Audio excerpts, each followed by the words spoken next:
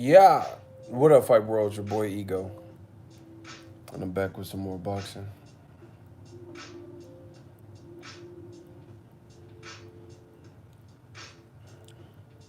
We got some things to talk about. There's a lot going on in the world of boxing. Eddie Hearns. Eddie Hearns. Smash the like button and type Eddie Hearns. We gonna talk about it. Death Row East. What's good, Ego? Sacktown to the Bay. You already know. Sacramento to the Bay Area.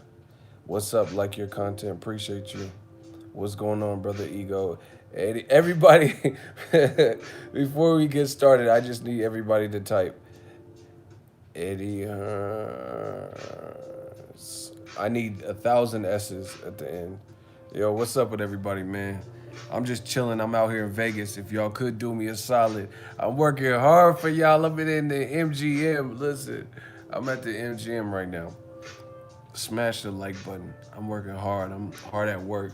You know, I'm drinking this shit, trying to stay hydrated. Now it's actually raining out here. This is actually the muckiest weather that I've been at in Vegas. Normally it's not like raining like back to back days, like or at least when I've been. Hey, you notice we ain't choppy no more, man.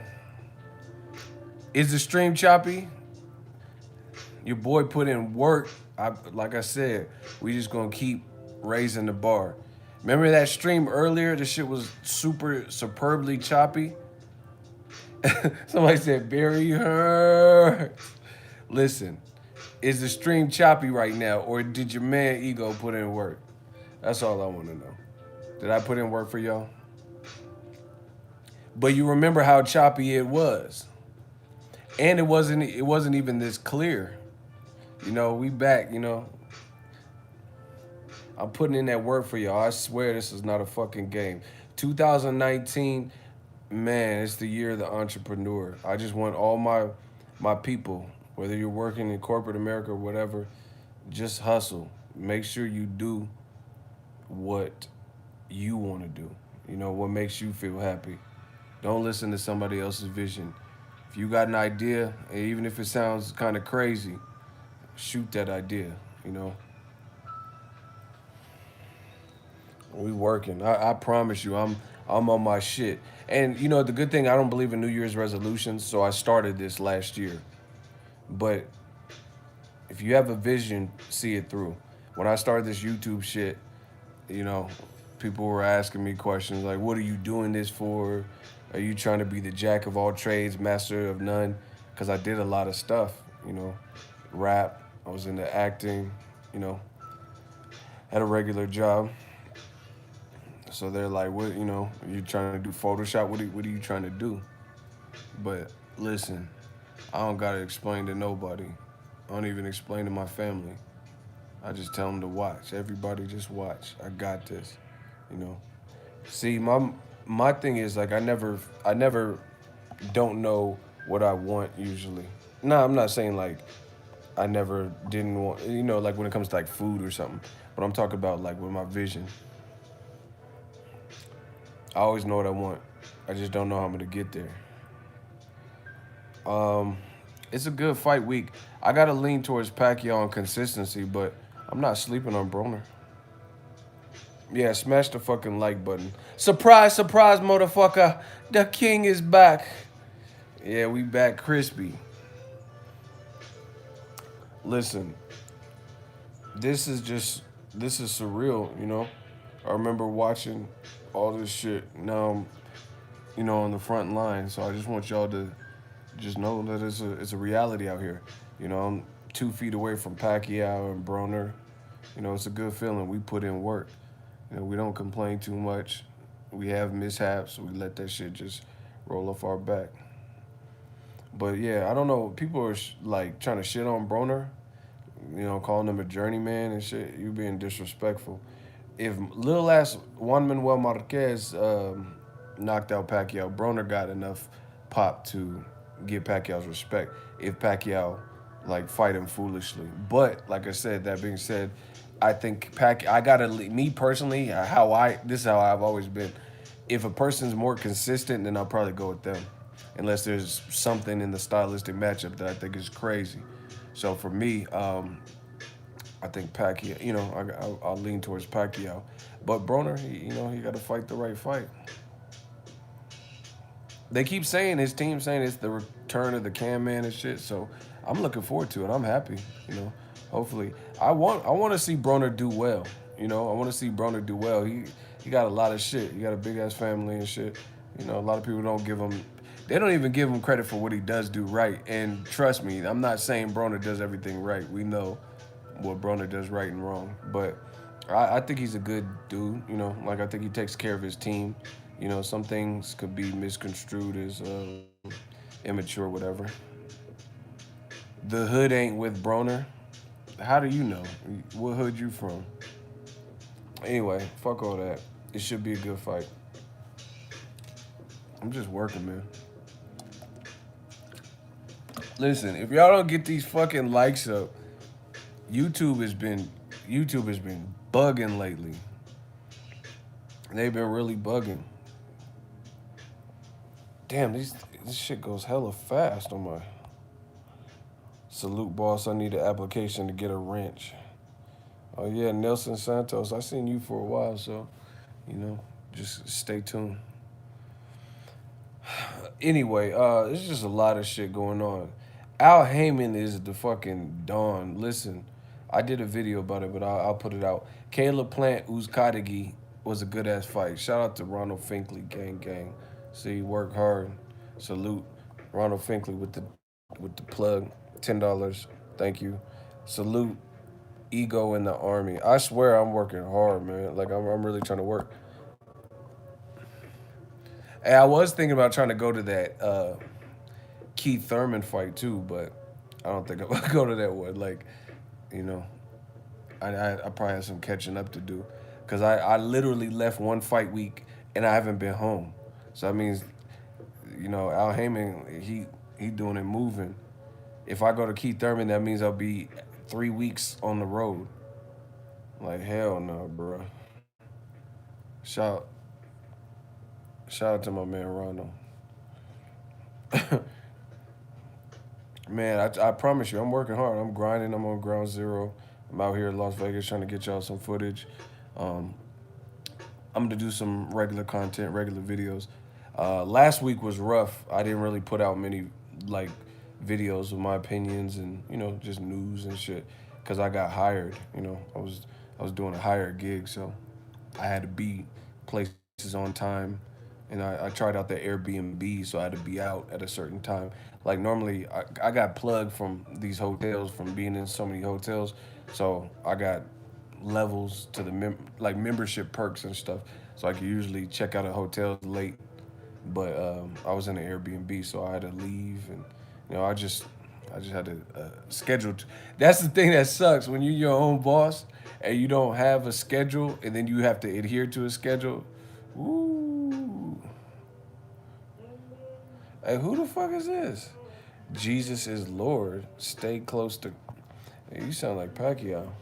I want to thank Jesus. He is my Lord. He will he will bless me. He will bless me with the gift I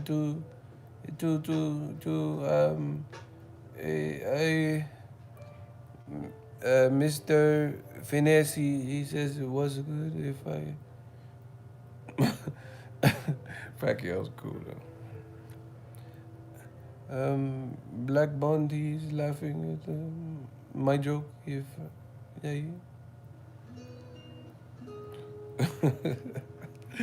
Hey, y'all know I got these impressions down and shit. Paulie beats McGregor. Let's see it. Oh, that shit would be. Why you bragging about my side piece, bro? That's my side piece. Wait, I'm a fighter. I can't. That shit'll be a funny ass build up because I was there for Mayweather McGregor, and I was right there when Paulie and Connor, and he's like, Connor, Connor, did you get your bulls? Grab your bulls, Connor. And he's like, I don't know what you're thinking. Yeah, that shit would be funny as fuck. Conor McGregor is funny and Paulie's funny, so when you mix the two up, that shit gonna be funny as fuck. Quit your bitching. I don't know what you're thinking. You do fucking know. Like that shit. Adrian Broner got heat for Pacquiao ASAP. I want to see Broner let his hands go. Listen, you know the other thing that people sleep on? This man planted what's the name? Sean Porter. He put his butt on the canvas, and Keith Thurman didn't do that. And Keith Thurman was landing some monster shots, which is a testament to Sean Porter's durability and chin. Oh, so yeah, Keith Thurman and Kell Brook, both big punchers, big welterweights. They didn't drop him, but Broner did. So you got to give Broner's power some credit. Because even at points I'm like, maybe his power didn't carry up, but I can't say that. I can't say his power didn't carry up because Maidana said he hit substantially harder than Floyd. Well, that was before the second Floyd fight, because Floyd was landing some hard shit in the second fight. But anyway, Maidana said he's the biggest puncher he fought, and Maidana's been in there with some ones. He's been in there with Eric Morales. Maidana's been in there with Josecito Lopez. He's been in there with Broner. He's been in there with Jesus Sotocras. And Maidana vouched for Broner's power, so you can't sleep on Broner's power. Oh, man, AB.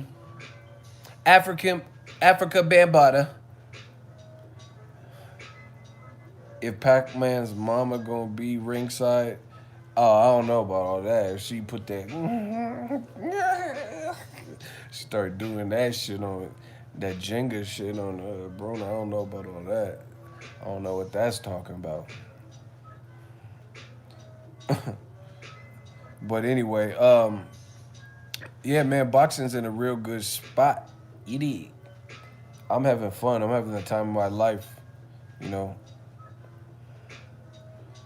Canelo mama do that. I never seen her do that, but I seen her in the crowd, like real emotional and passionate. I mean, that's y'all funny as fuck tonight. She gonna put a hex. You want to bumble with the beat, huh? Bzz. Throw a hex on your whole family, dressed in all black like the Omen. What's that? Whose lyrics is that? Yeah, man, I'm just having the time of my life. I'm in Vegas. Man, my room's a fucking mess, but I'm gonna show y'all a little light work. You dig? I'm do. It's a mess. Don't be look. Yeah, don't look at all that. Yeah, don't look at all that. Man.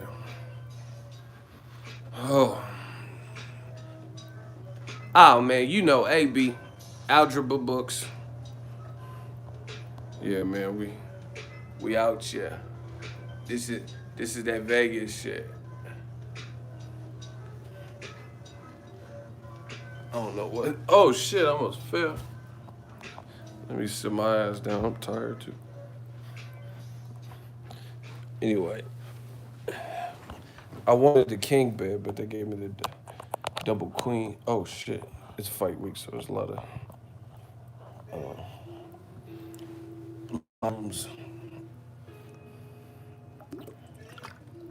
Now I ain't on the top. I think that's what the suites are. Yeah, man. DOG knows music. Who's the greatest dad in boxing? Floyd Sr. I mean, he's the most accomplished. He put out the prodigy. Man, looky here. Yeah, we live in that boss life. You already know what it is. Hey, listen. There's so much I want to talk to y'all about. Ego, you covering Crawford Con? I was just about to start talking about that. I don't even know where it's at. I don't know if it's going to be in New York. I don't know if it's going to be in Las Vegas. They don't even know. So, I hope it's, not trying to be greedy, but I really hope it's on the West Coast. I hope it's in Vegas. The reason being, one, I'm in Vegas right now. It's New York is expensive. Two, like for me, these West Coast fights, yeah, Al Heyman, top rank, keep bringing them to the West Coast because I'm the West Coast king. You know what I'm saying? I'm the California king. I ain't talking about a mattress, you dig? So it's just so much easier. Like, I feel like I love going to New York. They got great food. The people are great. I love the Barclays. It's lit. But just from I'm there to work. You know what I'm saying? And them time zones, like the older you get and shit, time zones be fucking with you.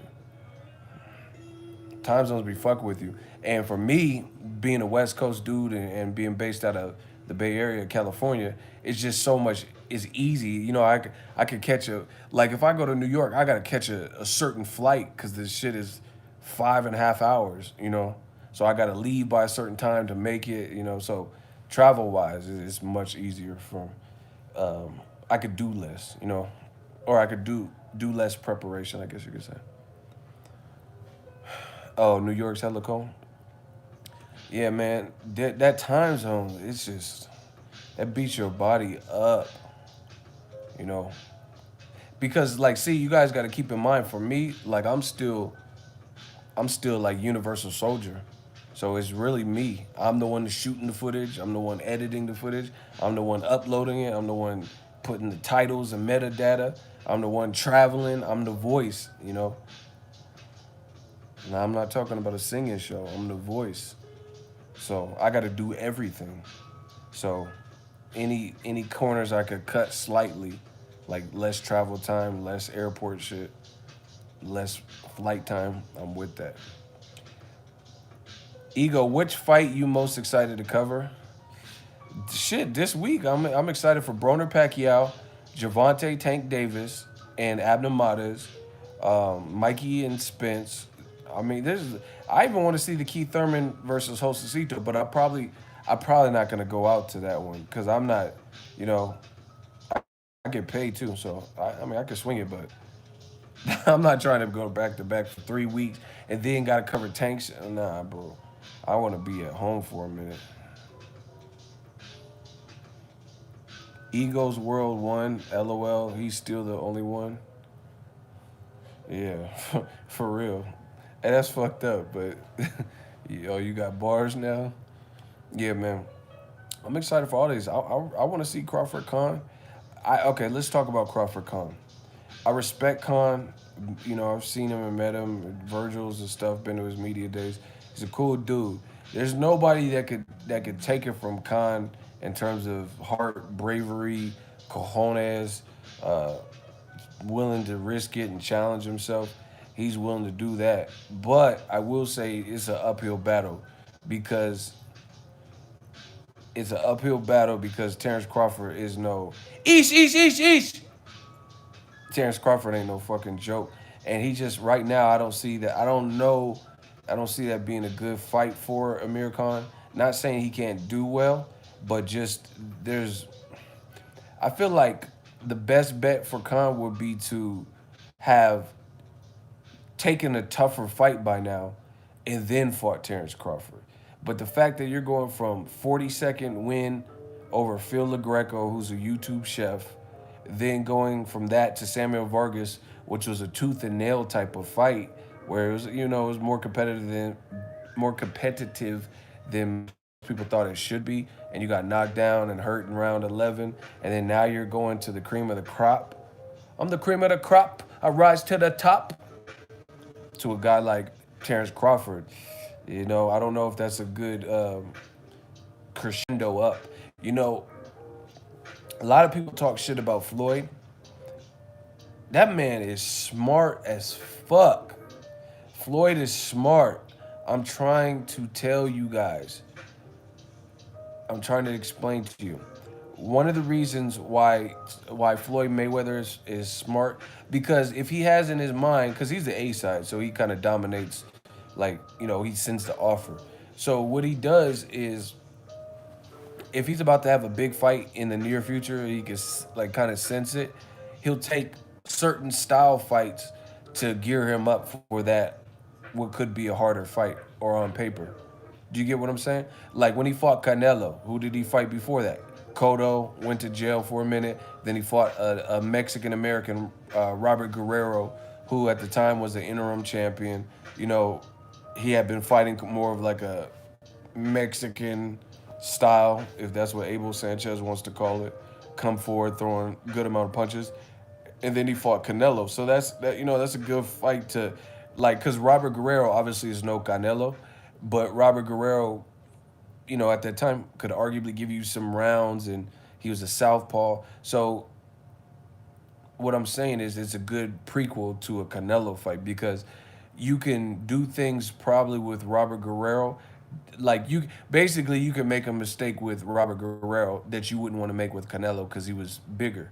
So Floyd fought the guy where he could test things out, test out his legs, see how his conditioning was, and then he fought Canelo. Same thing before he fought Pacquiao. He fought Maidana twice. Maidana doesn't fight like Pacquiao per se, but they both have similar base attributes: awkward, powerful guys. So by fighting a Maidana twice, that puts you in two awkward.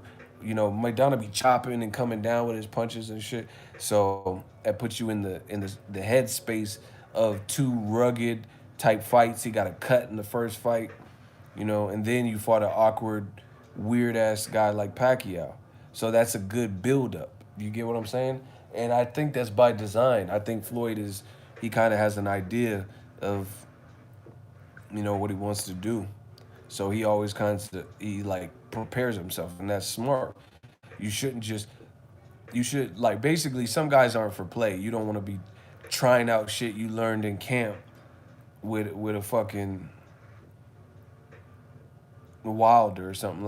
I'm a big dude. So like if I was fighting Wilder, I'm not going to I wouldn't want to practice something that I just learned in camp on Wilder because he hits too hard. And you make one fucking mistake and Wilder's gonna knock your kufi off. So anyway, Floyd's always been smart like that. However, a lot of fighters don't really follow that blueprint and they just fight whoever, whatever. Floyd versus Gotti, he looked incredible. That was like rest in peace to Gotti, but that was crazy. Gotti was the bigger guy at the time. Um, but anyway, the reason I brought up Floyd is because I don't think Amir Khan has done that in this Crawford fight.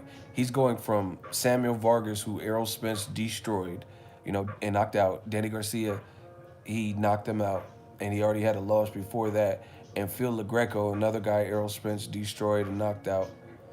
He's going from that to Crawford. That's like I'm just saying that's a dangerous jump because you got to be all hands on deck. Everything. You got to be a well-oiled machine. But props to Khan. That's what he wants to do. Whatever. Um, Listen, I'm gonna just say this real quick. Some people are saying, "Oh, it's impossible. How could Amir Khan be ducking Kell Brook to fight Crawford?" Here's the thing. I think I think Khan would rather lose to an American than from someone that he's had this long-standing beef with. I'm not saying Kell Brook absolutely would beat him, but it's definitely a possibility, and I think that's more or less what it is. Getting knocked out by Canelo, he's from Mexico, so it's not like a deep-rooted beef or anything like that. If Crawford knocks out Khan, same thing. You're gonna make a lot of money, and it's not like you and Crawford are like known nemesis. But when it's personal and the guys from your area, like a la Oscar De La Hoya and Fernando Vargas, they used to, they had personal beef. One was from East LA, one was from Oxnard. They used to like run together, and then I think De La Hoya left Vargas or some shit happened. They didn't like each other, so I think that's something different. So I think that's what it is. Like some people are scratching their head, oh, because Crawford is a tough fight, and arguably he's a tougher fight than Kell Brook because Kell Brook didn't look good in his last fight. However, I don't think it's about that. I think it's about this is for all the It's like Mayweather Pacquiao, but a smaller version. After all this time, if they finally, no one's gonna want to lose that fight. Nobody. After 6, 7 years, and it's literally been that long. 6, 7 years of bickering and back and forth in the media and shit talking and Amir Khan calling him gay and saying come out and all this, just different stuff like that. Nobody wants to lose that. So I think that's more so what it's about. It's not that Crawford is a easy touch. He doesn't lose anything losing to Crawford. That's what I'm saying. It's not like a personal, like one guy from Sheffield, one guy from Bolton. You both are from the UK. You both got to deal with UK British media and like common people like Johnny Nelson. I don't know, whoever the fuck is out there. You know what I'm saying? Let's deal with Sky Sports or interviews and face the music. The loser will. So I think that's kind of what it is. And I think that's why he would rather fight Crawford. Because if you lose to Crawford, I have Crawford #1 pound for pound. You get what I'm saying? So it's like losing to Crawford it's kind of, from what I've seen perception wise, it's kind of expected. you know. So you get a good paycheck, you do your best, and even if you get knocked out, it's not it's not a guy you have hatred for or like a long-standing beef. So basically, me and Amir, I told him I'm coming back to my true weight. That's how Kell be talking. And I got this me chocolate brownies. It's coming for Khan. He's a con artist. So basically,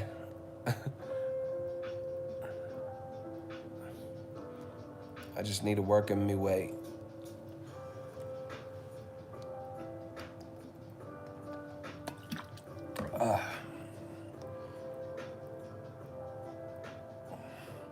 We'll see this. Hold on. Did you just say we'll see this fight if Crawford is strong enough to KO Khan? That can't be real. What do you mean if he's strong enough? Like that? Ooh. Y'all don't know shit about boxing. This shit is funny. What do you mean? Like, first of all, it's not a matter of if he's strong enough. He's strong enough. Trust me, I've watched him on mitts and been in his gym. Motherfucker, he's surprised he's strong enough. If anything, it's gonna be a matter of if he can land and put it together to stop him. But what do you mean if he's strong? This fight shows us if he's strong enough. He's knocked out guys who. Jeff Horn is a big welterweight. He just fought at 160 plus versus Anthony Mundine. Pacquiao got smoked. I want to thank Jeffrey. Pacquiao got smoked and hurt Jeff Horn in the 9th round, and Jeff Horn somehow clung to life or whatever the fuck he was doing. And then Crawford moves up and weight and stops him. So that's a really ridiculous statement to say if he has enough power, as if this fight will, be the ultimate test. What are you even fucking talking about? Like, this fight is the test of Crawford's power. Jose Benavidez had never been stopped, and he's bigger than Crawford. I was at the fight. Benavidez had never been stopped, looked pretty durable, and got stopped by him. So I don't see how Amir Khan is the barometer of if Crawford has power. Y'all motherfuckers don't know shit. This shit is funny. Felix Diaz had never been stopped, and Crawford stopped him. You talking about this fight will determine if he has the power, whatever. He got the power. It's really not about that. It's about if he could put it together to stop him. Like, get the right shots off. But yeah, man, I just feel like Khan should have took a tougher fight that would have, really prepared him for it. You going to work for DAZN? What are you talking about? Shit, I work for me first of all, but I'll help out anybody for the right price. Listen, let's talk. Y'all want to talk about DAZN? Okay, hold on. I forgot I got this. Oh, fuck. Hit my big ass head. Oh, shit. We good now. Listen. It says in the title, it says DAZN is reaching. That's a figure of speech. Not they're reaching out like Yo, ego, what's good? Not they're reaching. Eddie Hearns is reaching, really. All right, let's talk about it. Let me explain the title. Khan will tag Crawford.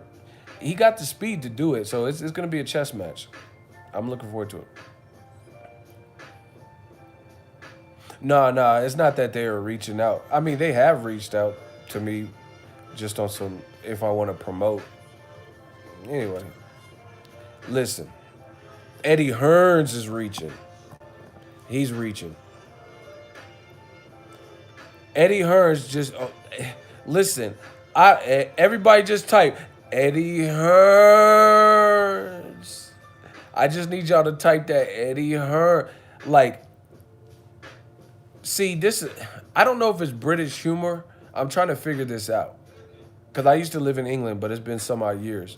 But I don't know if it's British humor that he's going after, like if he's trying to like be like Baby Floyd and be like most hated, or like want people to talk about him because all press is good press. I haven't really figured that part out.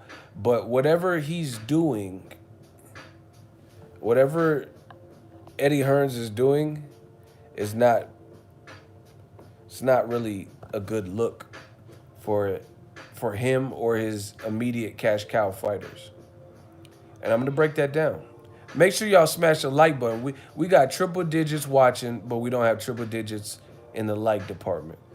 Listen, I'm out here grinding. Can y'all show some love? So, hold on. I got y'all asking different questions. Save that. Keep it in mind. Save it. I want to talk because I want to talk about this Eddie Hearn shit because it's in the title. So I got to get to that. Listen, this is why Eddie. This is. I don't even know where to begin. I don't even know if anyone. It's like the boy who cried wolf. I don't even know if anyone believes what he's even saying at this point because he's saying like outlandish things. For starters, he just did an interview where he said basically Broner's washed up or Pacquiao's faded and Broner's, you know, undisciplined and washed up or some shit. So basically, and he said, I have no interest in Broner Pacquiao. All right, this is the thing with like old media and statements like this is I'm willing to put myself in the shoes of another person's thought process. But the moment I do that and then viewing things as you claim you feel and when I think about it and it doesn't make any sense, then I'm like, nah, that doesn't really make sense. So, case in point, you have a gripe about Broner Pacquiao, but the day before Broner Pacquiao, you have Demetrius Andrade fighting Wolverine, Artur Kov. Hey, bub, Berserker Barrage, drop out. So you don't have any problems, no beefs, no quarrels. You're totally interested in that fight because you're promoting it, right? And then on the undercard, Jorge Linares versus Pablo Cesar Cano, Amanda Serrano versus some chick, and they didn't even have a picture of her on the on the flyer because they couldn't find one on Google, the graphic editor. You know what I'm saying? You have a problem with Broner Pacquiao, like being like not a good fight for those reasons. That's only one point. Gerald Miller, that's my dude. I want to see him, get the bigger fights. But the schedule that Eddie Hearns has put him on doesn't really show what he's truly capable of doing. I can't really take too much from Dog Ben Dinu, goddamn Dinu or whatever his name. I don't even remember his name. You know, I don't even know who the fuck that is. It look like fucking bald ass Billy Zane or something. I don't even know who the fuck that dude is. You know, fucking Fester looking motherfucker. Um, who is that? And then you fought Thomas Adamak, who was really retired. Or you had him fight Thomas Adamak, who's a cruiserweight, who moved up to heavyweight, got knocked out by Eric Molina, who in turn got knocked out by Chris Arreola, knocked out by Wilder, knocked out by Dominic Brazil, knocked out by AJ. And that's the guy that knocked out Thomas Adamak before Gerald Miller, you know. So that, it just wasn't the greatest of fights. Jesse Vargas versus Thomas Delorme. These aren't, the bottom line is this. Cut the bullshit. Name a DAZN fight like spearheaded by Eddie Hearns, not Golden Boy, but Eddie Hearn DAZN fight that's bigger than Broner Pacquiao. Europe. Because I'm right here in Vegas as we speak, MGM, and it's just the grand arrivals. There was so much, there were so many, a lot of Pacquiao fans, but they still gave it up for Broner too. There's a lot of fucking Pacquiao fans here, and a lot of people who just turned up for the event and who was like here for it. So name a comparable DAZN Eddie Hearn fight that he put on in America. Who is he made into a star? You get what I'm saying? So it's just like it looked crazy for it. It looks like you hating, to be honest, because how you have so many beefs with Broner Pacquiao and how shitty it is, but you got the day before you're you know what I just thought of a funny analogy. Eddie Hearn eating sardines, and then I'm eating filet mignon and loaded garlic mashed potatoes with the side and an appetizer, bacon wrapped scallops, and he's trying to tell me my food looks like shit while he's eating a can of sardines. That would be the equivalent of what he's doing with Broner Pacquiao. You're eating canned sardines or fucking cup of noodle or some shit, and then you trying to say this filet mignon and surf and turf, all this extra shit I got on my plate is nasty. Like, it just looked crazy. Broner Pacquiao's horrific and undisciplined and this and that. Yet, the day before you're putting on Andrade versus Arthur Kov, Pablo Cesar Cano and Linares. Nobody's talking about that fight. I mean, from what I've seen, I can't. I'm just one person in boxing. I fuck with Andrade. I want to see him get the bigger fights, but truth be told, I don't really know many people where the grand arrivals for Arthur Kov. Show me that, because I was at the grand arrivals for this shit. Show me the grand arrivals for Arthur Kov. I want to see how many people came to see Wolverine. I want the whole Marvel comic, the MCU.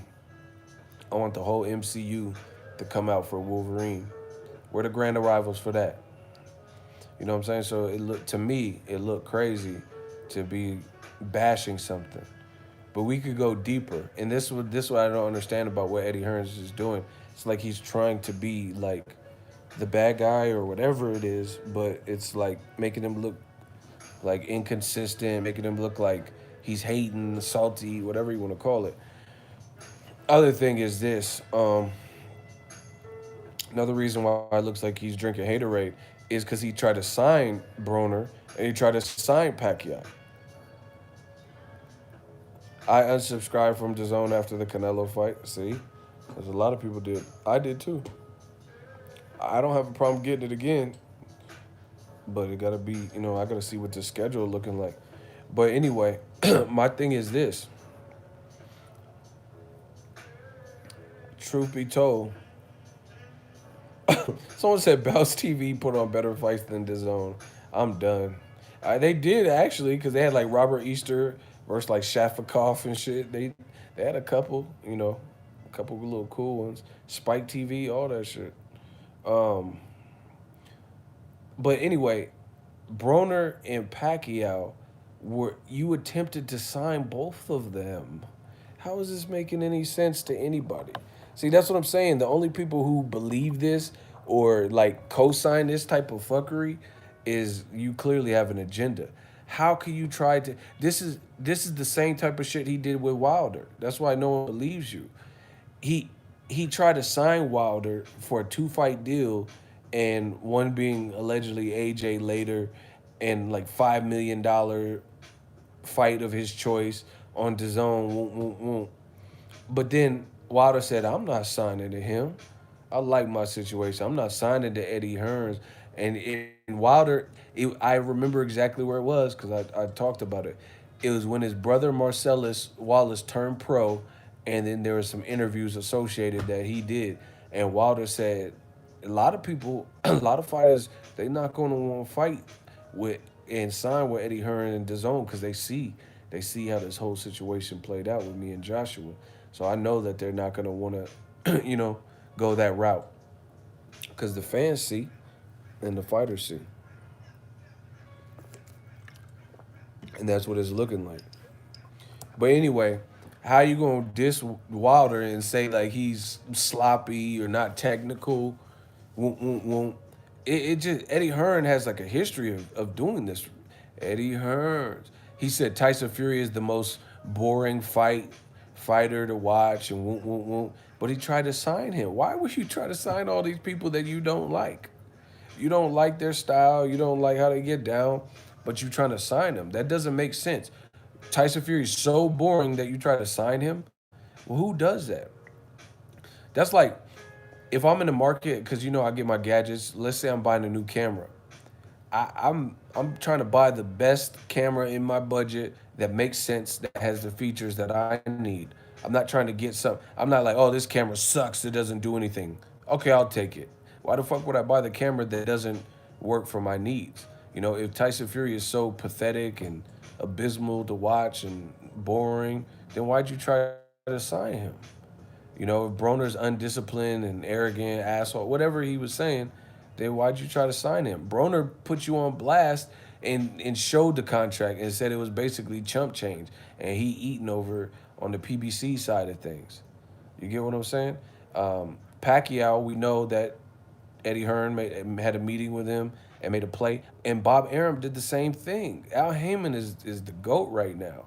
Al Heyman, Bob Arum, this is factual. I got pictures. Bob Arum flew his ass to the Philippines when Pacquiao was over there trying to re-up with Pacquiao after the Matisse fight. I have pictures of it. And he was eating dinner with Pacquiao and all types of shit. And Pacquiao still didn't re-sign with him after all them years. So that, he made his decision to come over to the Al Heyman side. But then after they talked about Mayweather Pacquiao, and then Bob Arum started like kind of hating on the fight and saying, "Oh, I care about Crawford and Lomachenko and the young guys, the Teofimo. Mayweather's he's past his prime and Pacquiao's past his prime." That's hating. That's hating because goddamn well that Mayweather Pacquiao 2 money would look real nice. Anybody, it's just common sense, bro. People do this on all levels. Not me, but a lot of people do it. Like, you ever see somebody that they're not over a relationship and like let's say the girl broke up with you. Man, that bitch she couldn't even cook. You start saying all the bad shit about the girl. That bitch couldn't even cook. She was alright. She didn't really have much ass though. And couldn't cook and shit. She was only making $12.50 an hour. You trying to say bad shit because she broke up with your dumb ass. But if she was with you, you wouldn't be saying none of that. Girls do it too. Women do it too.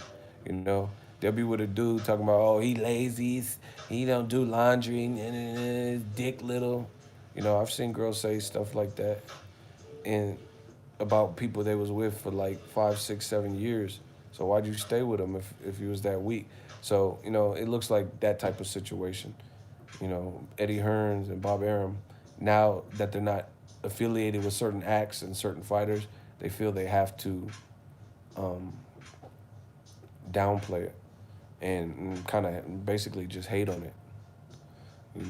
They gotta hate on it to distance themselves or whatever. But man, I'm a straight up and down person. I don't feel you have to do that. Like, I feel like even if there's someone I didn't really like fuck with, if they put out something that was dope, then I would give them that credit. That's just who I am. We move a little bit different in the Bay Area, but that's just me. Like, I don't really have no issues, but let's say there's YouTube channel, Boxing Digest or some shit that I didn't like, and they came out with a good interview or a documentary or something, and it was dope, then I'm not gonna be like, because I don't really like them, the shit was whack. Just because, that's just not, that's stupid. That's real stupid. You don't even see that in rap beefs. Jay-Z said he still gave Nas credit for Illmatic being a dope album. He didn't be like, oh, every album you released was fucking whack. Just because he was beefing with him. So I don't think none of that's necessary, me personally. What up, gang, gang? Hey, make sure y'all smash the like button, please. We're just vibing. So anyway, to me, that I can't understand it. I don't understand the vibes for Eddie Hearns to now be like pretty much disrespecting or belittling, berating people he was all trying to sign. Wilder, Tyson Fury, Broner, Pacquiao. I don't know what's going on in the UK, but that don't, over here, that don't make sense. Broner Pacquiao sucks, and I have no interest, but you have interest in all these like DAZN fights you put on. You have interest in Brandon Rios coming off a knockout loss to Danny Garcia, fighting Canelo's brother, who's not as good as Canelo, and got multiple losses. So that to me, it don't seem realistic. Son of Sparta, you in the hot seat. Let's go. He said, why all the hate on DAZN? What did I say to hate on DAZN? I'm just telling you what I feel about certain subjects. So now since you said that, you could be in the hot seat.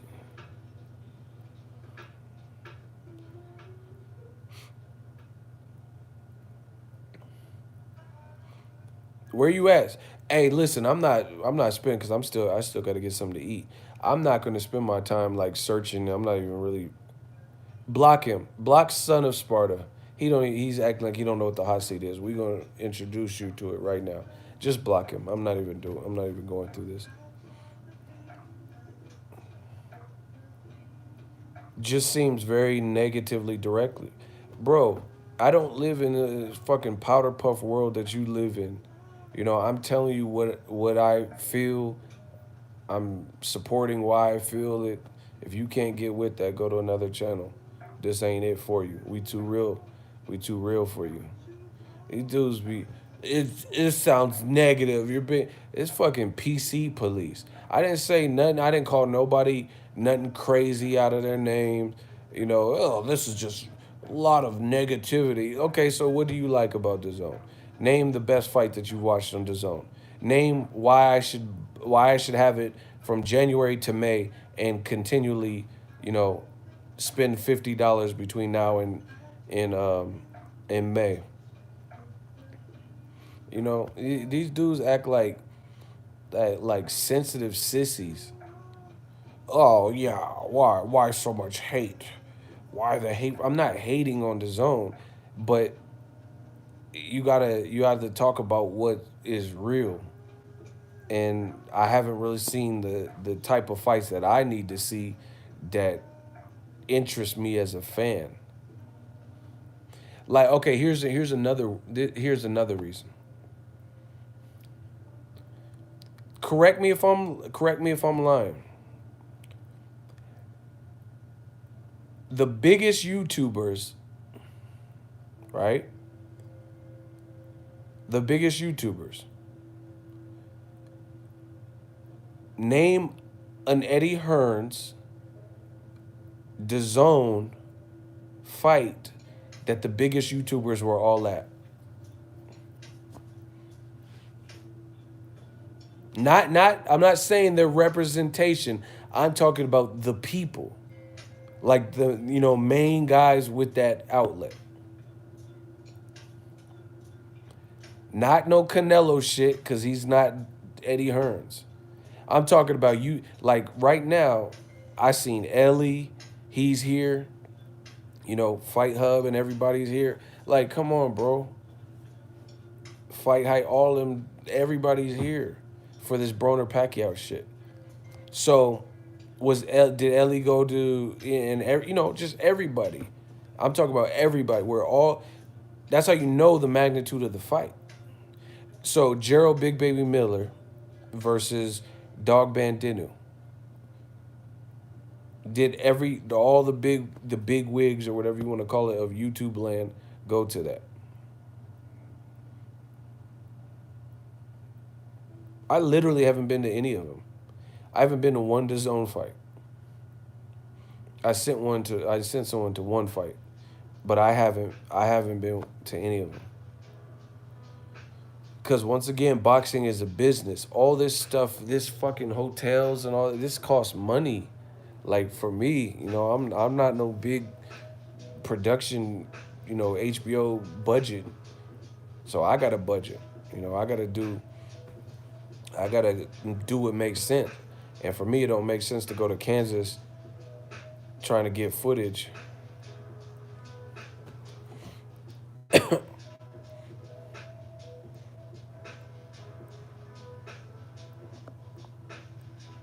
No, someone said Ellie is everywhere. Ellie did not go to all of them fights. He might have went to some of them, and that's probably because he knows somebody with the camp, you know. But he didn't go to all that. Trust me, he didn't. So you mean to tell me he went to Thomas Delorme and Jesse Vargas on the same night as Conor McGregor, Gerald? So he went to all that. Joshua Povetkin. I'm talking about all the Eddie Hearn ones. Derek Chisora, Dillian White. He went to all that. Hell nah. Y'all full of shit. Y'all full of shit.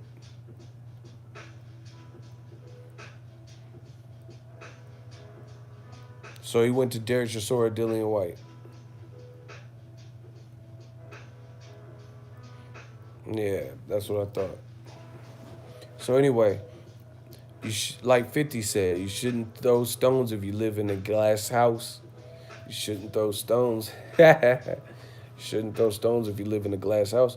Like you're literally putting on Demetrius Boo Boo Andrade versus Arthur Akov.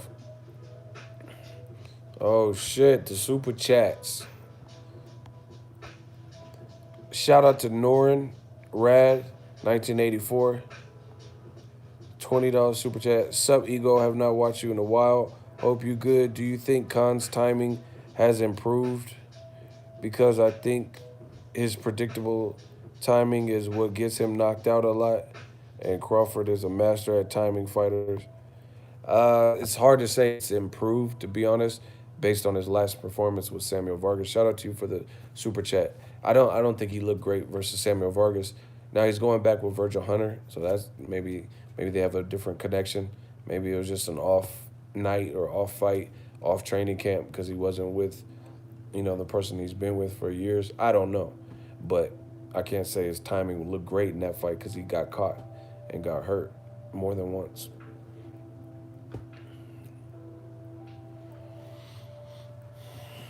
But yeah, man, just what Eddie Hearns is doing is just like it's very damaging to like because it doesn't sound believable, you know. It doesn't sound believable. It doesn't sound believable at all.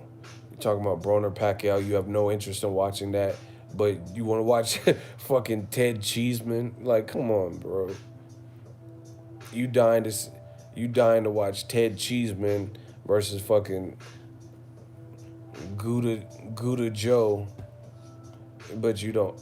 Come on, that even like you gotta at least make this sound believable. Like we all boxing fans, right? We all real boxing fans. Like you gotta make this sound believable. You want to watch Ted Cheeseman versus Swiss Cheese Sam and all this shit, right? But Broner Pacquiao is like horrible and you have zero interest, yet you were trying to sign both of them. So you had a high interest in Kell Brook, so basically, versus uh, whatever the stripper's name is, Michael Zarafa. Yeah, exactly. Someone said he was dying to watch Gerald Big Baby Miller versus Adam Mack. That's what I'm saying. Like, that doesn't even sound like something a boxing fan would say. You have a control freak mindset. Hey, get this dude back off the fuck out of here. Block Son of Sam or Son of Satan or whatever this dude's name is. Block this motherfucker. Yeah, I'll show you control freak when my shooter's on your ass. Hey, block this son of this Sparta. Thank you. Block this Spartan motherfucker. Shit, sick of seeing his name. He's like, you're a control freak. Yeah, I got your control freak right here. Yeah, block all the yeah. I'm putting blocks on all you bitches. Yeah, we not fucking around because I'm out of town. Y'all think the shit changed? What the fuck? Yeah, okay. Oh, you motherfuckers. All right. Okay. I'm putting blocks on all you bitches. Yeah, you better walk away. Jake! I need my money, Jake. What the fuck you talking about? I'm a control freak. All right, I got your control freak. Yeah, all right. I'm putting blocks on all you. Watch this motherfucker keep coming back. I don't understand these. Listen, I finally feel what it feels like to be a woman. Like I really feel like. I mean, I ain't no bitch, but I ain't no woman. But I really feel like it because these dudes hate rejection so much when they get blocked, they start stalking me and shit. Like, like real shit. Like they won't take. I feel like, it's like a dude asked a girl to a prom or something. She said no, and then they just show up at her job and shit with Chick-fil-A. Like, what the fuck is you doing here? Like, you know, shit, I thought you needed some lunch. I brought you this Chick-fil-A with Chick-fil-A sauce. Like, if you don't get your fucking man, we getting this restraining order. Like these dudes is like real fucking stands. Hi, Mister. I'm so good to call or write my fans. This will be the last package I ever send your ass. It's been 2 weeks. I don't deserve it. I know you got my last 2 letters. I wrote 3 addresses on them. Perfect. Like, these motherfuckers be, like, in love with me. It's, like, weird for, like, men, Like, I could tell you ain't no alpha male type shit. You ain't no motherfucker. Yeah, you could have signed an autograph for Matthew. That's my little brother, man. He's only 6 years old. We waited in the blistering cold for you 4 hours and you just said no. It's pretty shitty, man. You're like his fucking idol. He watched your fucking channel. He wants to be just like you. Like, these motherfuckers be stalking me after they get blocked. Like, I'll be like, probably when I go down to the MGM, I'm going to turn the corner and, oh, shit, what you doing here? It's going to be one of these man fans. Don't pull up with the foolishness. Anyway. After Khan gets KO'd by Crawford, we got a super chat. USX Soccer, $5 super chat, thank you. After Khan gets KO'd by Crawford, and if he takes a fight at 154 with Kell Brook and gets knocked out too, he will have been stopped in every weight class. Hey, bro, if you don't get out of here, why did you even say that? Why did you make that note, bro? You said he'll be stopped in every weight class. I'm done, bro. I don't even know why you put that.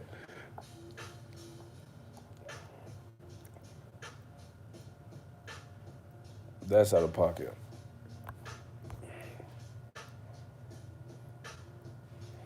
He made that second account hella fast. They be having them burner accounts on deck. I'm telling you. They have them burner, like, because they know they into stupid shit to get blocked. So they just had them burner because it's like too fast. Shout out to Hoop Journey, $5 super chat. Keep up the grind, Ego. We see you putting in that work. I'm out of here, fam. Peace out, man. Yeah, man, we just grinding. Appreciate y'all for the support. Hey, this shit is rough. I don't even have enough clothes for the week. I gotta go shopping. Because I literally left one fight week and came straight here. You know, because it's like, what the fuck is, I got all my equipment, my laptop. Why even go home? I ain't got no kids. So I was just like, fuck it. We just gonna make it through this week. I don't give a fuck though. I'll wear the same clothes all day this week. You know, just get some fresh draws. Fuck it. Now I'll probably go pick up some little stupid shit. But anyway, yeah, man. Al Heyman's doing it, moving. I don't even got time to take a break. I'm gonna have to do laundry here or some shit.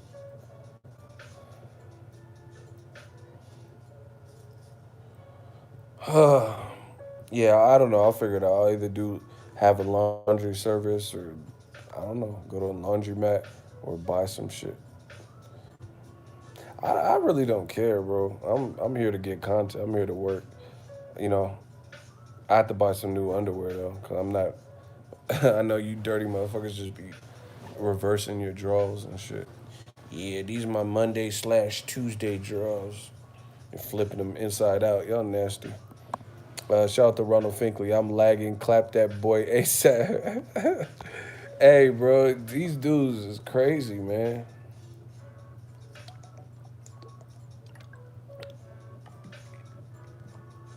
Hey, I got free buffets like every day. Every day I'm here, they give me like some kind of promotion because I'm that boy. So I get like free buffet, like two a day. So you know I get to save some money there, but I don't think I'm gonna use it every single day.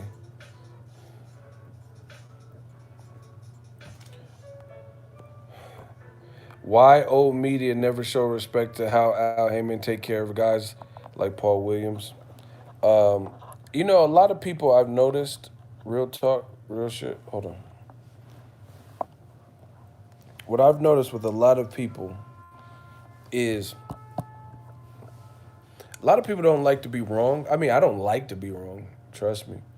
But a lot of people don't like to be wrong so much to the point where if they are wrong, then they'll just deny it. Like I think that's what's happening with a lot of people with this Donald Trump shit in office. I'm not gonna go too far into politics, but Donald Trump's a fucking moron, and a lot of people vouching for him are pretty much probably seeing that, you know, but they're already vested in, you know, so they don't want to just come out and be like, "Oh, you guys are right. This dude is tripping." This dude Donald Trump bought a professional team, Clemson, Wendy's hamburgers and shit. It looked like that scene on Will Ferrell's Talladega Nights, where he's like, "Dear Lord, baby Jesus, we got this delicious helping of KFC, Taco Bell, and the Almighty, you know, Wendy's or whatever the fuck he said." This dude really bought professional athletes like cheeseburgers and shit for visiting the White House. Like you couldn't, you could have some shit catered. Like it's the White House, bro. This motherfucker got Wendy's cold ass fries sitting there. You know, Wendy's delivered at 2:30. Everybody about to eat at 5:50 and shit. Nah, I ain't heard nothing from Gary Russell. I want to see Leo Santa Cruz versus Gary Russell. That's the fight. Pizza and Burger King, bro. That's what I'm saying. This dude's just buying whatever, fucking sour punch straws and shit. Like, what? you, you brought professional like athletes, like you know, guys with like $1 million contracts and shit. You buying them some dumb shit, bro. Fucking yeah, I got you this McRib. I know you jigaboos like these fucking McRibs. This dude wildin'. This motherfucker got McRibs for the whole squad. I know there's many caterers around there. I'm sure DC got some good ass food. This dude bought them fucking spicy chickens from Wendy's. What the fuck, bro? Fucking Baconator? Really? Professional athletes, you got him a fucking baconator. Man, get this dude. Let me stop, bro. This motherfucker buying baconators. That's crazy. Hey, this shit crazy, man. It's crazy with the president. He buy, motherfucking president, he would buy baconators for the whole squad. This dude said sour punch straws. That's what I'm saying, man. You could have had. I'm sure they got an in-house chef at the White House. Make that bitch cook some meatloaf or something. Something from the soul. Anyway, Eddie Her, listen, it's not over. It's not over. We got more. We back. Yeah, Clemson Tiger. So he was hating on Pacquiao. He's hating on Pacquiao Broner, but he wanted to sign both of them. Weird. Him and his dad and Team Joshua all pretty much have acknowledged in recent interviews that Deontay Wilder is not responding to emails and is not concerned with them and trying to freeze him out. They've said that. They said AJ was like, now it's like, we're leaving you out and we're gonna leave AJ out in the cold. So they know the drill. And then now all of a sudden, Eddie Hearns is coming out saying that Tyson Fury was sent an offer. Then you got Derek Chisora saying he got offered shit money, lowball money to fight AJ in a rematch. It's just looking crazy. It's looking crazy for that whole faction. Oh, and peep this. If this is not a sign, I don't know what the fuck is. Gerald Big Baby Miller was supposed to fight Trevor Bryan on this card this week. All of a sudden, he's off the card. Maybe, mark this video down, maybe Anthony Joshua, he fights Gerald Big Baby Miller next. Yeah. Why would Gerald Big Baby Miller be pulled off of the card? Why would he be pulled off the card for January?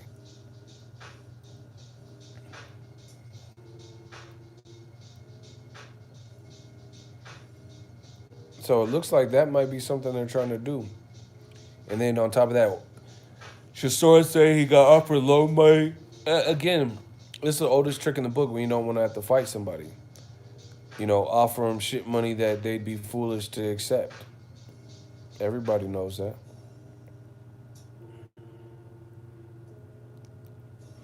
That's, I don't know. Ego, will Khan be the best boxer on Crawford's record? I don't know. I don't know if I could say that. Because, like, I thought Felix Diaz was, this is an Olympic gold medalist. But Khan is just a bigger name. Felix Diaz is a really good fighter. Beat Adrian Granados. Beat Sammy Vasquez when he's undefeated. But, in terms of, like, boxer with resume and name and silver medal, maybe Amir Khan is the biggest. But styles make fights because, like I said, like, the thing is, Khan, it's not, he could box his ass off. He has heart. None of those things are, like, in question. It's his durability. That's the only thing people really like. I'm telling you, it's like it's the luck of the draw or some shit. If Khan had a granite chin, he'd be like real, real, real hard to beat. But it's the package that he has. It's just like if he gets hit by a threatening puncher, you don't know. It's just like Canelo. Canelo's a really good fighter, but if Canelo had better feet and stamina, he'd be like very hard to beat.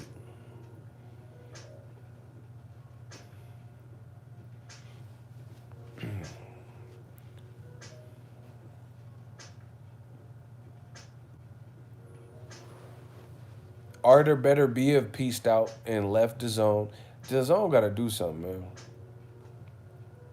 They got to do something ASAP.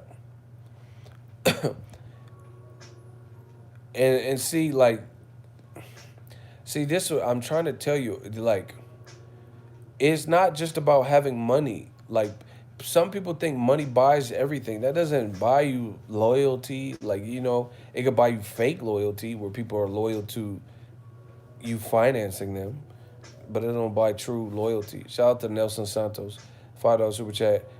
Godlike content. Could we get an impression of Christopher Walken and Denzel arguing over Wilder and Joshua? I gotta be in the mood, but I'll try to remember that. I'm just like low key. I gotta eat something. Um, DAZN got to do something because I like I said, it's not about like I know girls that date dudes that had money and loaded, and the girl was still messing with some dude on the side who plays PlayStation all day. You get what I'm saying? Just because you have money, that don't mean you got the game sold up. DAZN came in flashing money, or at least not necessarily DAZN, the people behind it, but at least the the spokesperson that they hired, which was Eddie Hearn, who was like the ambassador for. He was the first point of contact from the boxing world about what DAZN could offer. And Eddie Hearn was like, "Yeah, we got the most money, biggest budgets, but it's not really translating in anything. So where's all that money at? Like, you know what I'm saying? Like, you got all this, but why can't you lure any of these like big time fighters that'll really push the envelope? So you lost Artur Beterbiev, and you got Dmitry Bivol. But see, once again, this what I never understood about the DAZN. They keep talking about pay-per-views dead and all this bullshit, but this what I don't understand. How are you really making money on a month-to-month basis if you don't have long-lasting subscribers, like people who are continually paying for it? And the only way they're going to continually pay for it is if they forget, and or you have the schedule of fights that they're fucking with. So Better Biev just bounced, and he's going to Top Rank in ESPN, right? And they just came up and got Dmitry Bivol, but Dmitry Bivol, I think he's good, but he looked more. I expected him to look probably a little bit better on that HBO card, one of the HBO's final cards with Jean Pascal. I really thought so. I don't think that fight really did him any favors, and I don't know if he speaks much English. I just don't feel like he's a big. He's in the same boat as like an Usyk, a good fighter, but these aren't, to me, like guys like that. They're gonna have to do some major like WWF WWE character development that switches their character. Like, remember when Stone Cold Steve Austin came out? He was another, like he went by a different name before, and nobody really paid attention to him when he had hair.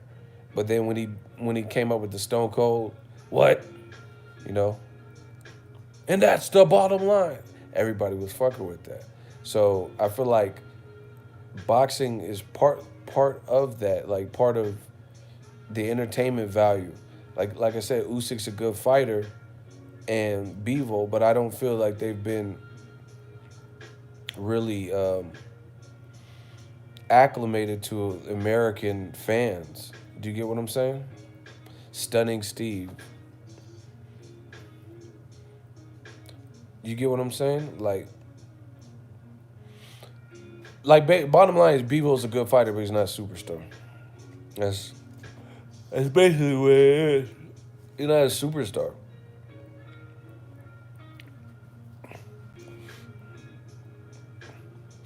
Like what? Like him versus Joe Smith Jr. That's cool, but Sullivan Barrera already beat Joe Smith Jr. He got a stoppage loss like earlier in his career. Like, I mean, that's a solid fight for boxing fans, but it's not. It's I don't know. I just don't feel like that's gonna be. I don't know. It's just like basically the zone. This is like HBO boxing, the tail end of it, 2.0. It's like just they're trying to conquer America with a bunch of foreign fighters. And there's nothing wrong with being a foreign fighter. However, you have to, you know how the saying goes, when in Rome, do as Romans do. You have to have guys who are probably acclimated and assimilate to the culture. Do you get what I'm saying?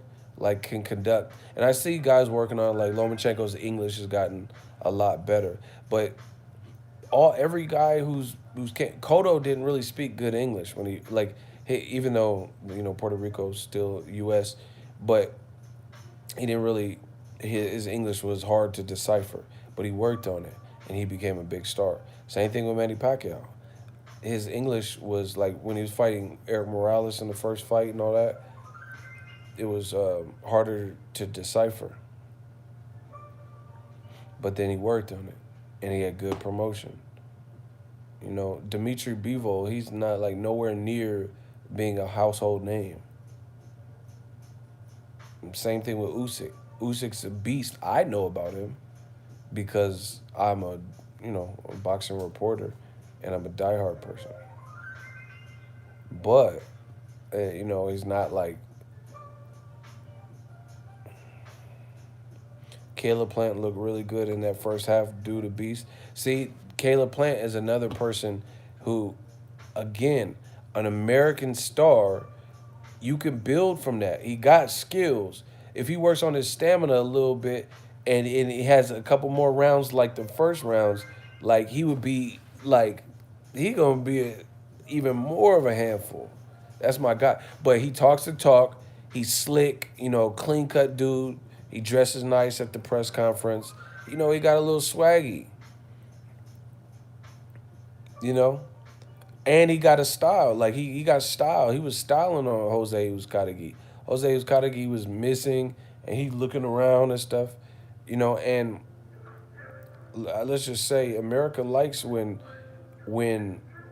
there's a white dude who's doing things that stereotypically you see black people do. You get like like a white guy that can dance. See, Caleb's from Tennessee. Justin Timberlake's from Memphis, Tennessee. You get what I'm saying? So it's not like Justin Timberlake can outdance Chris Brown or, it's not like he's better than Usher, like dancing wise and stuff like that. But that's just the culture, the American culture. People are like, oh shit, JT got swag. You know what I'm saying? Because not everyone can dance. It's not something that everybody can do. You get what I'm saying? So Caleb has that, people, he has that crossover appeal. The South will fuck with him. The Hood will fuck with him. Middle America will fuck with him. So he could do something with it. He's connecting on all. But like I said, Dimitri Bivol, as of right now, what I've seen, I don't think he's anywhere close to being like. Could you picture Dimitri Bivol being on anybody's pay-per-view in the near future? Like Caleb Plant and David Benavidez can be built to be not necessarily a pay-per-view, maybe even a pay-per-view, but a very big fight and a very good fight. Benavidez is going to get a lot of exposure being on the Errol Spence, Mikey Garcia card. So that's a hell of a fight, So anyway, that's what DAZN got to resonate with America. That's the market they're trying to capitalize on or whatever. Period.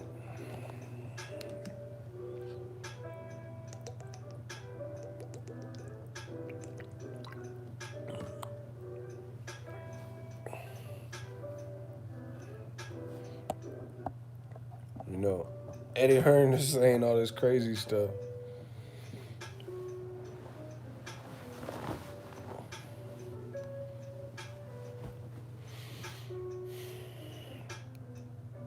DAZN picking up the second string.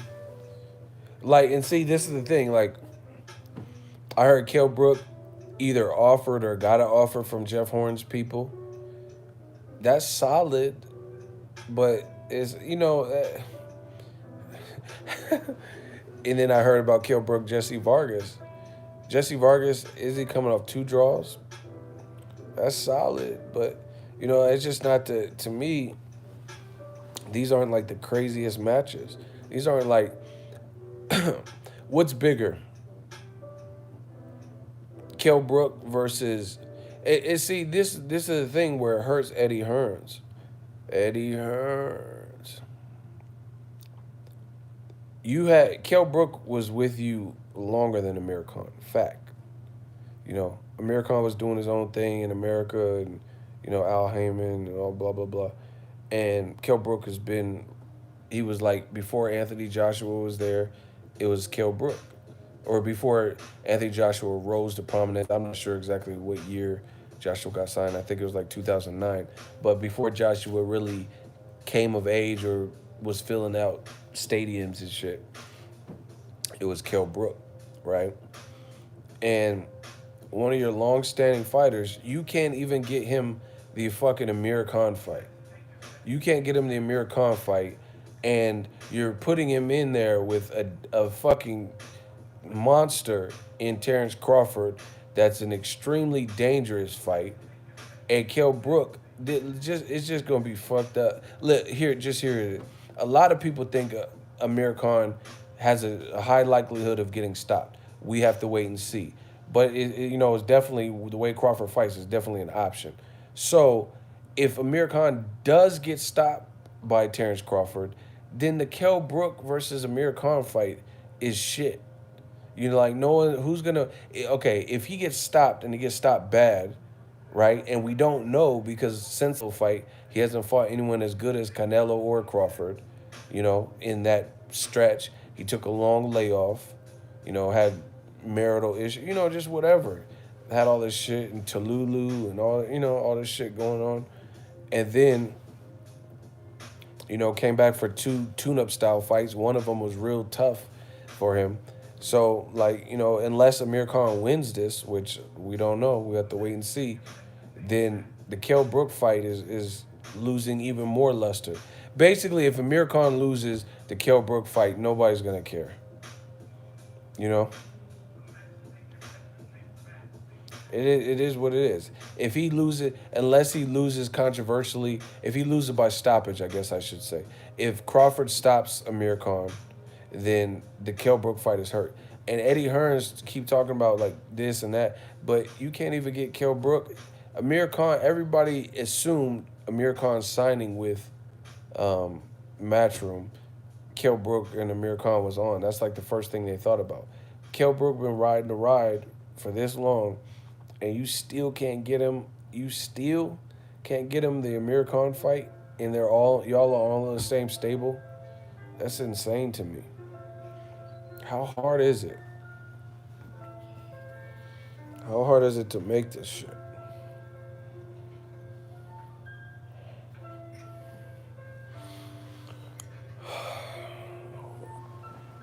That's what I'm saying. Al Heyman's a G, man. That Caleb Plant, Uzcategui on FS1, set a record. That's the highest. That's the highest most watched boxing telecast that's ever been on FS1. Crazy.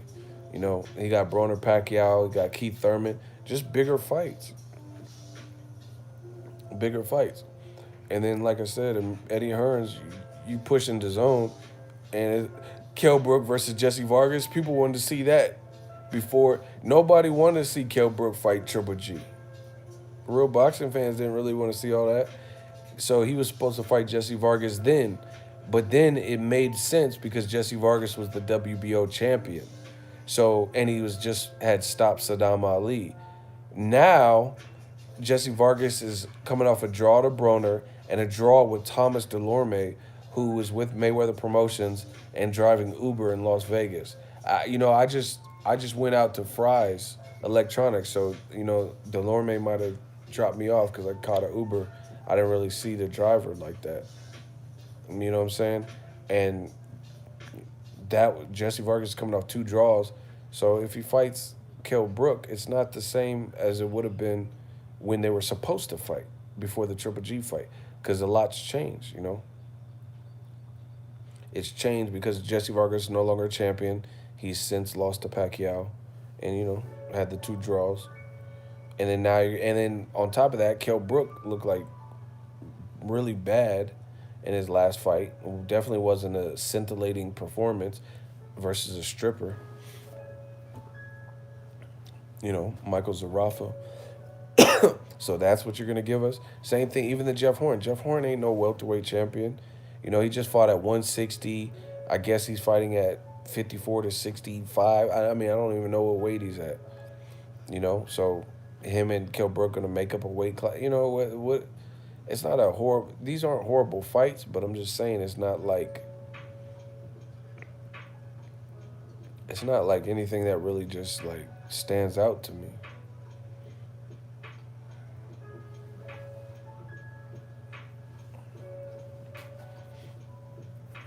You know, Al Heyman is the Godfather. He's putting together some shit. you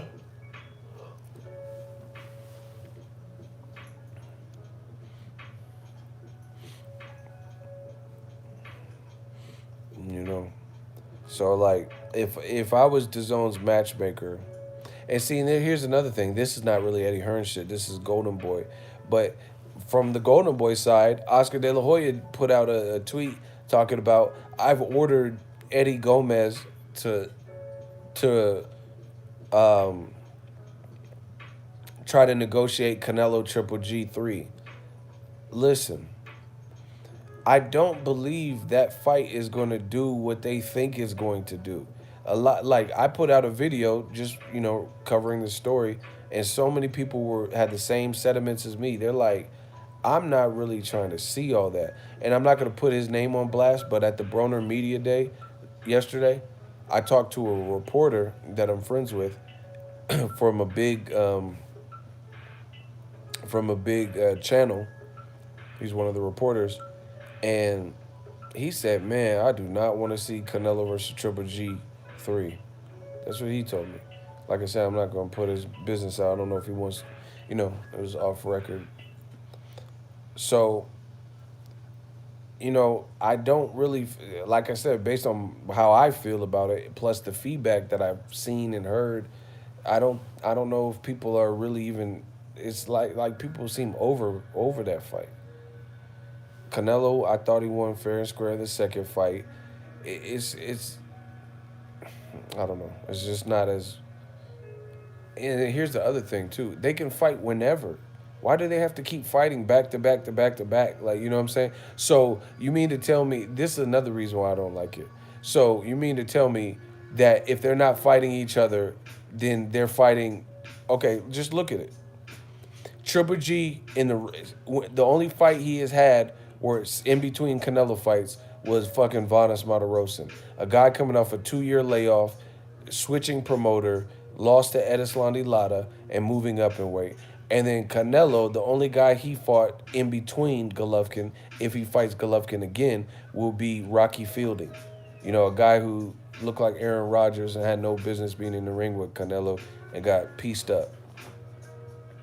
Why do I want to see them just keep? So to me, they just keep fighting each other over and over and over again because the guys that they fought outside of each other weren't really the right guys that they probably should have been fighting. I would have rather seen Daniel Jacobs is a fucking champion.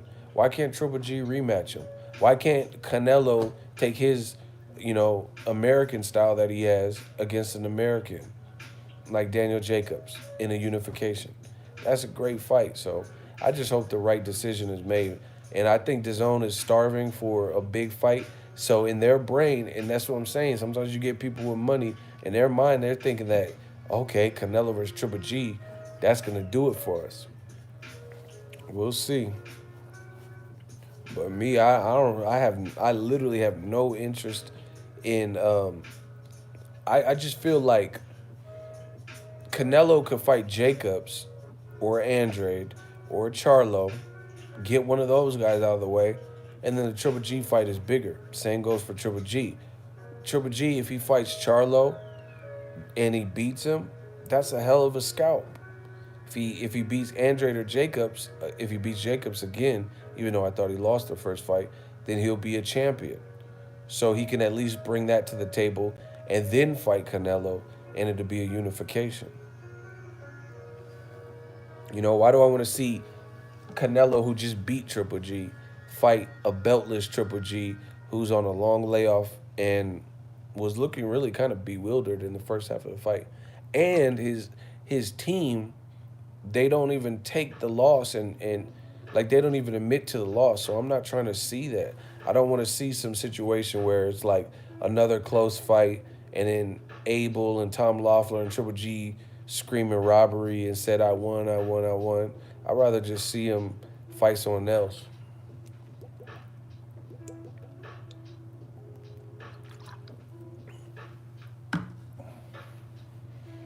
Jacobs is high risk, low reward. But people, listen, I'm gonna tell y'all like this. People abuse and overuse high risk, low reward. That's not what that is. Jacobs is a high risk, but I don't think he's a low reward because there is a reward. If you beat him, you'll be the fucking IBF champion. That's one of the missing belts that he has. Jacobs is also he's also respected in his career and just in life. That's my guy. You know, he beat cancer, family man, commentator, fighter, you know? So I don't believe it's a low reward like people like I said, people overuse and abuse words like that. How is that a low reward? Fucking Rocky Fielding is a low reward. You know why? Because you could beat the shit out of him like Canelo did and you still didn't get no respect from it. You know, if Canelo dogs Jacobs like that, he definitely gonna get my respect. Do that to Jacobs, I'll be like, wow, what the fuck? So you know, people they got it twisted with that. Oh, high risk, low reward.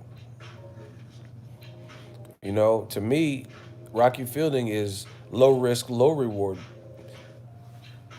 You get what I'm saying? Like it's a low risk that you probably won't get beat by a guy who got knocked out in one round by Caleb Smith, but it's also low reward because nobody in the boxing is just really respecting that as a real title or is respecting it as like a triumphant, like you slayed the Goliath. You get what I'm saying? So I don't believe in that. I don't subscribe to that. Daniel Jacobs is higher risk, high risk, but it's also high reward because you'll unify and you'll get mad respect if you could beat him. You know, nobody's trying to see that Canelo Triple G3 like that straight away. Why do they have to keep fighting each other back to back to back? Like even Brandon Rios and Mike Alvarado. Mike Alvarado, he in between, I think he fought like Juan Manuel Marquez or Ruslan Provatnikov or some shit. And then he fought Alvarado in the third fight. Same Manny Pacquiao and Juan Manuel Marquez. Like Pacquiao didn't just keep fighting Marquez in the small, you know, Pacquiao rematched Eric Morales and Marco Antonio Barrera, and Marquez was doing his thing. You know, it wasn't just like in a congested period of time.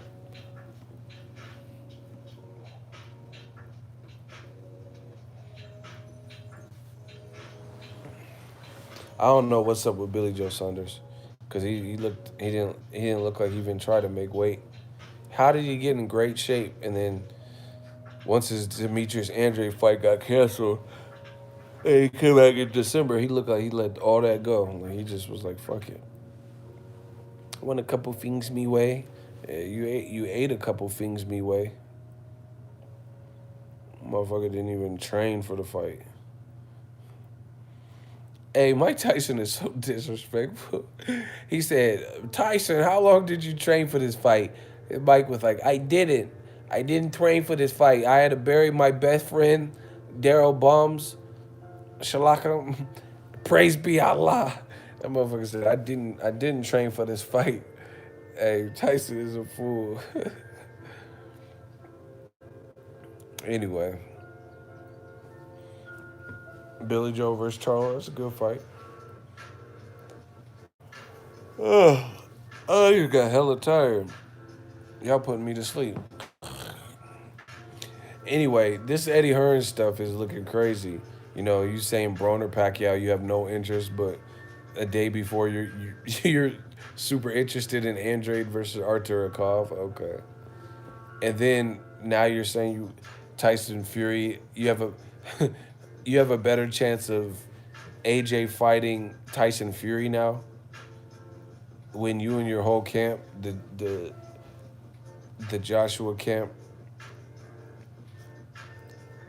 they already know the deal that Wilder and Fury are trying to negotiate. Now they're trying to jam up Tyson Fury. It's just crazy.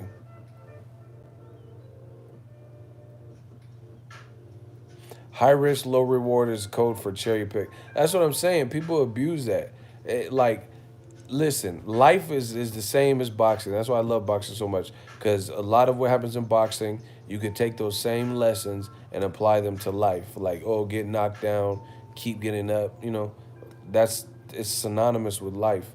That's why it makes boxing the realest sport. And that high risk, low reward, life is about taking risk.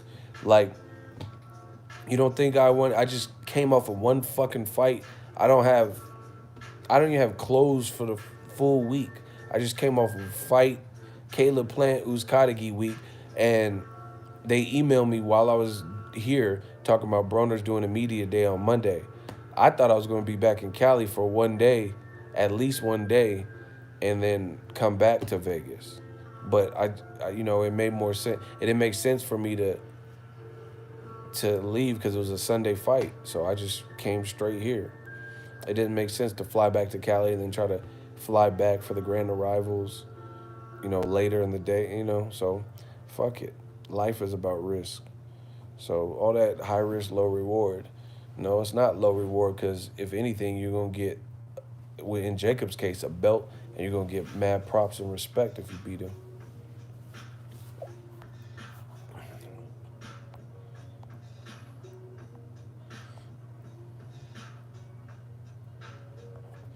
No, Benavidez, I talked to him at the Caleb Plant fight. He said it's not official because he hasn't signed a contract.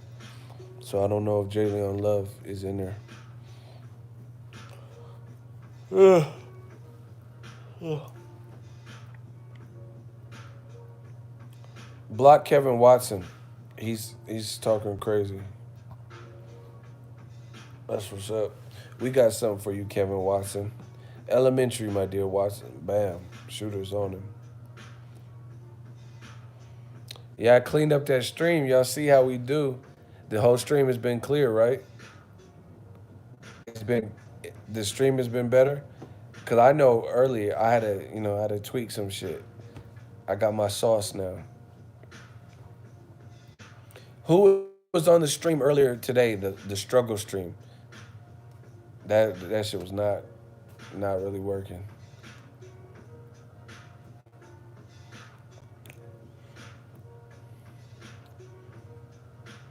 Yeah, man, we clapping these motherfuckers. Anyway, I'm about to get out of here. I'm about to get something to eat. Yeah, the hotel Wi-Fi was horrible. So I couldn't even, it was super choppy. But look, we ain't choppy no more. I'm on the same Wi-Fi, but we ain't choppy. Look, bow. Death Row East. The stream is so good I can see the glossy headboard. That's what I'm saying. We back. How does this dude come back that fast? These motherfuckers have. I told you they have them burner accounts. Anyway, lots of new stuff on the channel. Just make sure you guys like and subscribe. I'm putting out lots of content. Lots of content. We got to make these trips worth it. The more, the better it does. The better it does on the channel, the more trips I can go to get you guys coverage.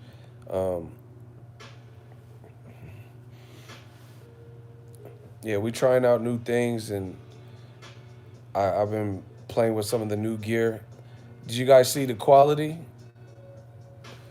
Was we looking HD? Did anybody see the quality on the videos? Make sure you guys turn it, because some of y'all have your Wi-Fi on the YouTube set to automatic. You know what I'm saying? And it'll just select the quality. But if you put it to the max, I've been shooting at a high quality. So, watch that Freddie Roach shit. This shit is crispy. What are your thoughts on AB Pac-Man? Good fight, man. Good for boxing. What's weird too is when Pacquiao was with Top Rank, people wanted to see that fight, and there was a rumor that Broner was offered 3-4 million, and it didn't happen. But then, all of a sudden, Pacquiao, his first fight with Al Heyman, it gets done. But then they say Al Heyman ain't getting shit done. Bob Arum on the Crawford Khan media day, he says basically Al Heyman, he's the reason no fights are getting made, and basically the cancer of boxing shit again. I don't believe that. And he sounded mad because he said he could try to work with his small pool of fighters. That right there shows me that it sounds like he's just being salty because Al Heyman don't have no small pool of fighters. In fact, look at the welterweight division. There's more good fights for like his top welterweights with PBC than top rank has for um, top rank has for Crawford. Cause like just hear me out. Crawford is the man. But if he doesn't fight a PBC guy, who the fuck is he gonna like? Let's say if he beats, let's say he knocks out Amir Khan, hypothetically, right? Let's say he knocks out. Who are they gonna put in with Crawford? If not a PBC guy, who could Crawford fight? Who are they gonna feed him? Hope Aegis, Mean Machine, Coverless, or whatever is relevant by then. Who are they gonna put Crawford in? He's too good. See, and if he beats Khan, especially if he does it devastating, nobody's gonna like. Nobody's gonna even want to see Crawford in there with someone who's not supposed to be in there with him. He's just too good, you know. So he's gonna have big shoes to fill, like in terms of people are gonna want to see the better fights, like Mikey Garcia Crawford, Danny Garcia Crawford, Sean Porter Crawford, Ugas Crawford, whoever wins that fight, you know. Yeah, Jeff Horn rematch, Jose Benavidez rematch, like Mean Machine. They don't really have anyone, and I think that's what Bob Arum. He already knows how hard it is to match with Crawford.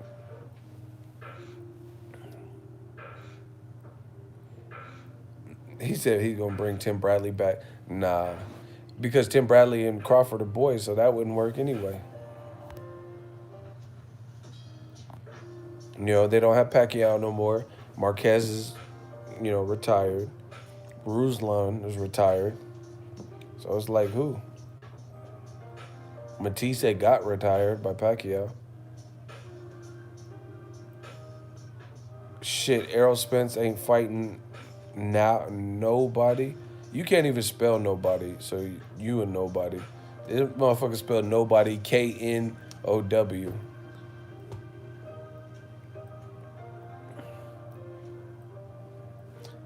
Wow, I wouldn't picture them friends. That's how Crawford got on.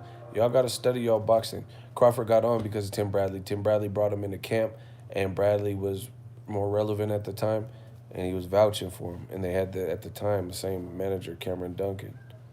So, or Bradley had Cameron Duncan.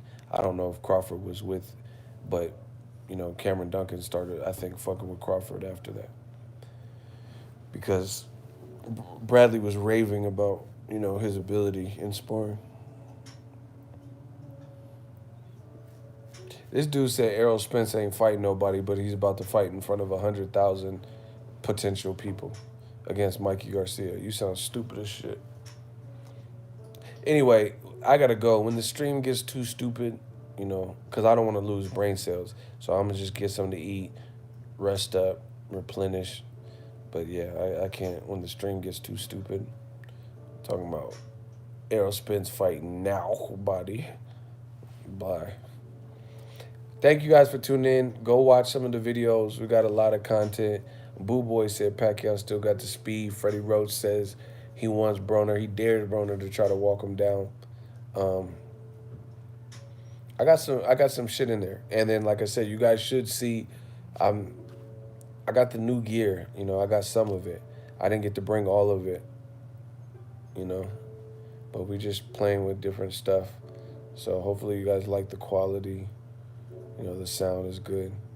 Let me know. Because I'm always trying to fine tune everything. Like if the audio sounds crazy, then maybe I have to work better with that. You know, if it's too shaky, just whatever. Let me know it's good, because we about to master it. 2019, we got this. Block Deandra Brown. Good night, cornball. Shut your dumb ass up. Deandra Brown. This is probably a man posing as a woman. So yeah, clap. Before I get off, I gotta see that name clapped. Yeah, I got your cornball. Yeah, okay. Oh, you don't think they coming for you? Bow! Oh my God, Ronald Finkley crept on you. Yeah, we got your cornball, dumbass. Yeah, Catfish Brown. Yeah, man. Yeah. I know that's not no female. Females don't even like talk like that. They be under their girls' accounts and shit. Anyway, I'm out. Holla at the kid. I gotta get out before they come back. I'm back, cornball. You think you can block me? I'm Deandra. I'm out. Yeah. Bye, Doodoo Brown.